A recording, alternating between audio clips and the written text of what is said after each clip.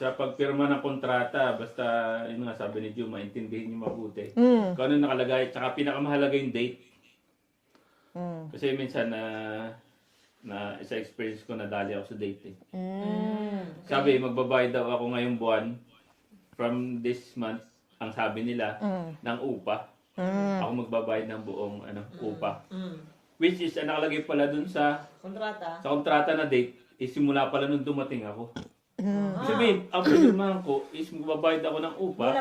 Simula pagdating ko. Which is, hindi naman ikaw nagbayad. Akala mo Hindi, ang usapan namin ay hati. Tapos sinabi lang nila verbally na mula ngayon, ikaw na magbabayad ng upa. Pirma ka na dito. So, pipirma ka na, syempre, sabi nila eh. Pero ang nakalagay pala sa kontrata, ay simula pala dumating ka.